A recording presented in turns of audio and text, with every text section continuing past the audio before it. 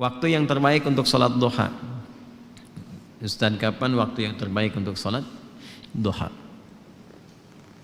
Sholat duha itu pertama waktunya dulu. Waktunya dimulai sejak waktu syuruk. Syuruk itu awal duha. Ingat ya?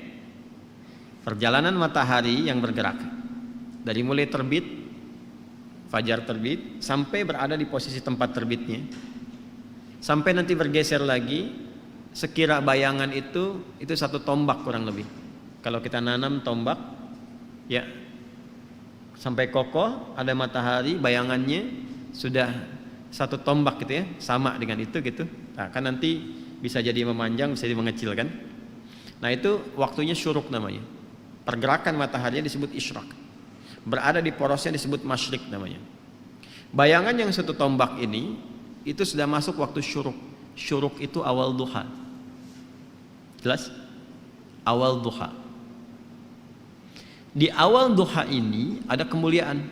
Hadisnya sahih. Sahih sekali. Di At-Tirmidzi hadisnya. Qala Rasulullah sallallahu alaihi wasallam, Rasulullah SAW bersabda, atau kama qala, man shallal ghadata fil jama'ati. Di redaksi lain fil masjid. Siapa yang menunaikan salat subuh dengan berjamaah. Di hadis lain di masjid. Jadi ada dua diksi di sini, dua redaksi. Satu ditunaikan berjamaah, yang kedua di masjid. Saya mengambil jalan tengahnya saja. Yang prioritas itu yang dimaksud masjid. Salat di masjid. Tapi kalau ada uzur tidak memungkinkan ke masjid. Nah ini.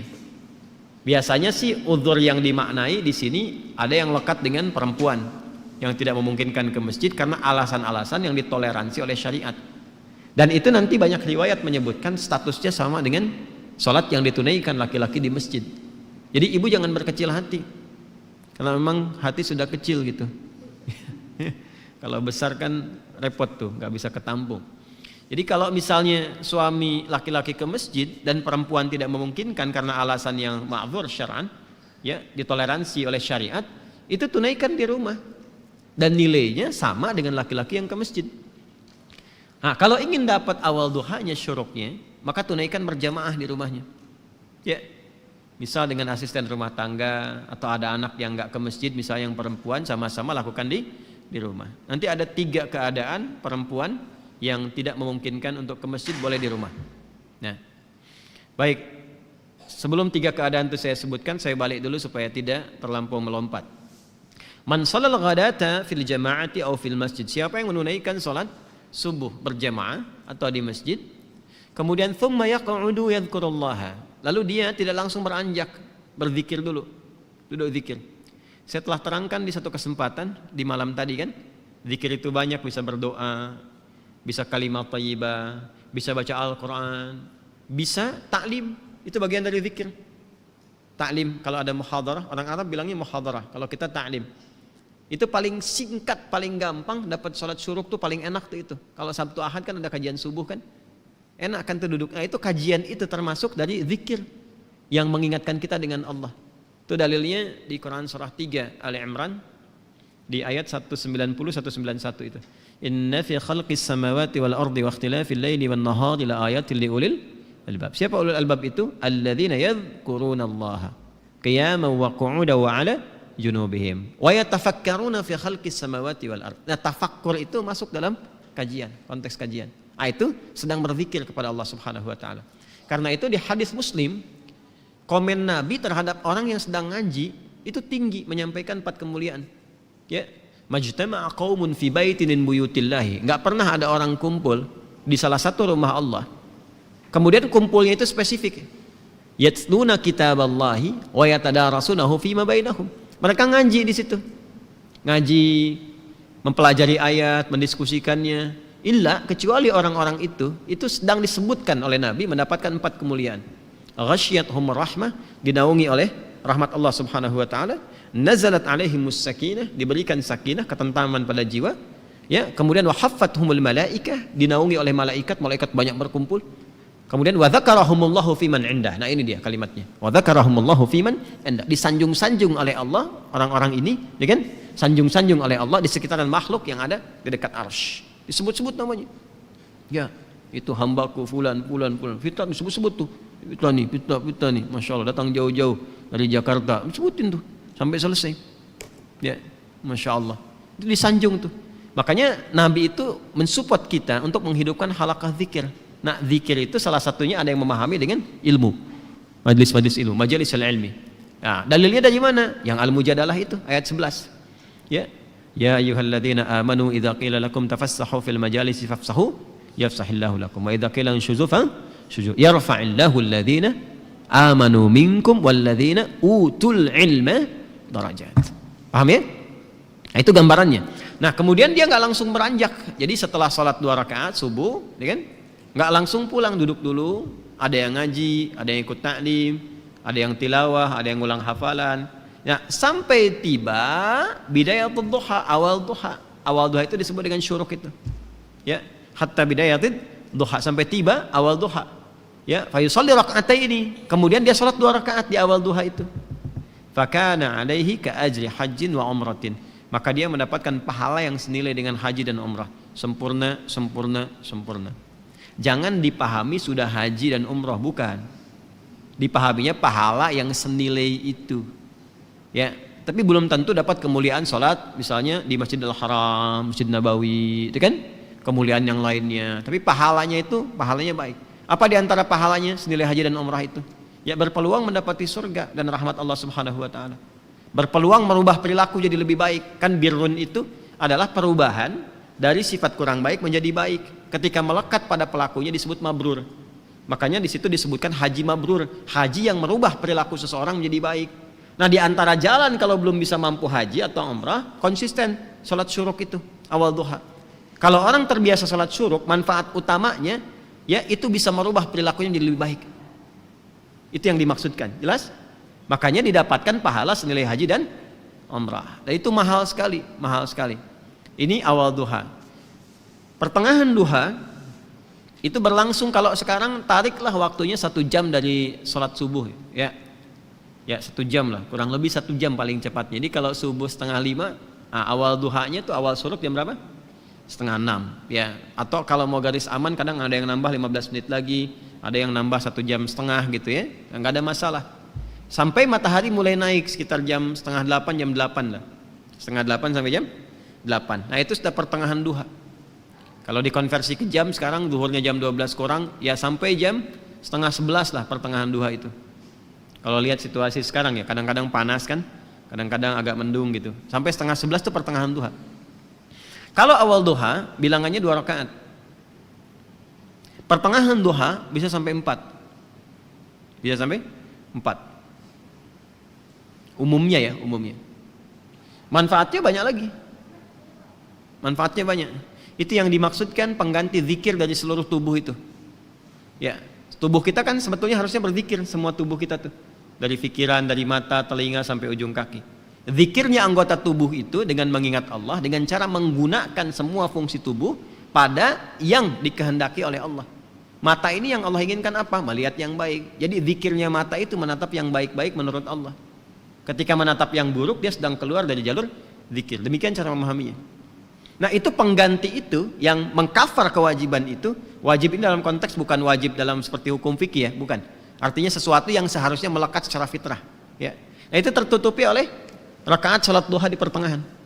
Yang 2 rakaat itu. Kalau kita mau teruskan sampai 4 boleh. Ya, itu yang salah satunya bisa menjaga kita dari musibah umum yang mungkin terjadi. Ya, misal banjir di komplek misalnya, kita bukan komplek PTM ya, komplek tertentu misalnya. Kalau di sini insya Allah nggak banjir, ya cuman kadang naik dikit. Insya Allah selesai.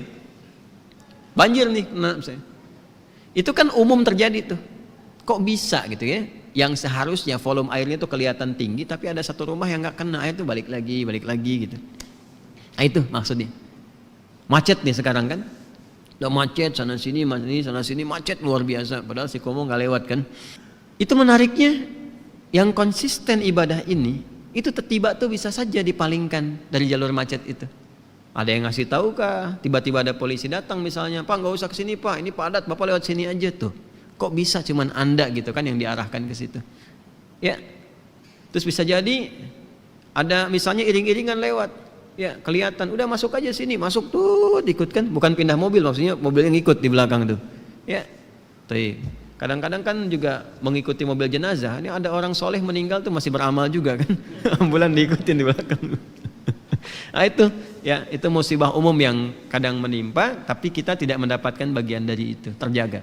Bukan musibah khusus spesifik yang harus dialami untuk melatih ketangguhan kita dalam berkehidupan. Yang ketiga, akhir duha. Akhir duha itu sampai menjelang zuhur, dari 10:30 sampai menjelang zuhur, sampai menjelang tibanya adzan zuhur, itu akhir duha.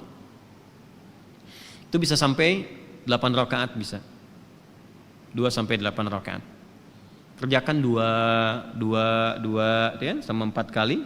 Seperti taraweh yang 11 rakaat itu kan 8 rakaatnya, ada yang 2 deh, boleh. Mau 4 juga bisa. Tunaikan itu. Di antara fadilahnya bisa memudahkan limpahan rizki. Ya, tapi bukan narik kemudahan rizki sebagai motif atau modus untuk sholat duha. Kalau itu biasanya walaupun dapat, berkahnya kurang gitu. Ujung-ujungnya nanti masalah aja. Ya, biasanya suka begitu. Kalau saya sarankannya nggak usah mikir apa-apa, pokoknya kerjakan lillah aja. Nanti biarkan Allah yang menggerakkan segalanya. Paham ya? Baik. Boleh nggak dikerjakan berjamaah sholat duha? Sifatnya sebetulnya sendirian. Tapi pernah ada kasus Nabi sedang sholat duha, terus beberapa di belakang ikut makmum ke Nabi, dan Nabi tidak menegur dan tidak memberi kode, diteruskan sampai selesai. Maka ulama kemudian melihat itu sebagai salah satu landasan dibolehkannya dalam keadaan tertentu, ya duha itu dilakukan berjamaah. Contohnya apa? Anak-anak sekolah, ya kan, pengen diajarin sholat duha, dipraktekin, boleh. Ustadz yang imamin, anak-anak di belakang jadi makmum, boleh, sah. Ayah ingin melatih di rumah duha kepada anak-anak dan istri misalnya kan, untuk membiasakan, dilatih berjamaah dulu, itu boleh. Dalilnya yang tadi yang digunakan. Itu nggak ada perbedaan pendapat loh. Jadi kalau Anda maksa sendiri berbeda, Anda yang berbeda sendiri. Ya, awas. Jadi ngajinya disempurnakan, ada. Tapi bukan berarti menjadi kebiasaan yang dilestarikan dalam konteks ini terus sehingga seakan-akan menjadi itu tradisi untuk berjamaah, bukan itu. Ya. Sama sebetulnya dengan sholat malam juga. Sifat sholat malam itu sifatnya sendirian sebetulnya. Ya, bukan berjamaah. Tapi bukan berarti nggak boleh berjamaah. Ada dengan tujuan tertentu untuk berlatih atau mendapatkan kenikmatan bacaan. Kalau imamnya bagus, khusyuk baik gitu, kita berlatih untuk mendapatkan itu. Ya, dalilnya banyak. Yang paling populer itu kan yang Ibnu Abbas itu, radhiyallahu taala anhu. Masih ingat? Ingat ya. Di Abu Daud itu nomor 1367. Ya, Ibnu Abbas itu sampai nginap di rumah bibinya Sayyidah Maimunah hanya untuk melihat kebiasaan Nabi di malam hari. Ya, sampai kemudian bangun malam hari, beliau memviralkanlah kejadian itu ke kita semua. Jadi kejadian baik itu boleh diviralkan. Ya, kejadian baik boleh diviralkan. Tapi kalau musibah ditolong, bukan diviralin. Udah tahu orang kebakaran, di videoin, terjadi kebakaran, saya ngapain? Orang di mobil minta tolong, Anda videokan gitu kan? Ya, maaf ya. Nah ini duha itu ya, yang ditunaikan itu 2 rakaat bisa 4 di akhirnya, itu bisa mempercepat datangnya apa? Rizki sesuai dengan kehendak Allah. Dan jangan selalu ditafsirkan dengan uang atau proyek, tidak. Kesehatan itu rizki, yang kalau sakit mungkin biayanya cukup tinggi. Ketenangan itu rizki, yang kalau gelisah keberlangsungan bisa ke psikiater atau psikolog, yang biayanya juga mahal juga. Makanya tenang itu mahal, Bu, Pak ya, tenang itu mahal. Dan itu solusi sekali, solusi. Kecuali kalau ada maksiat tenang, nah itu bermasalah.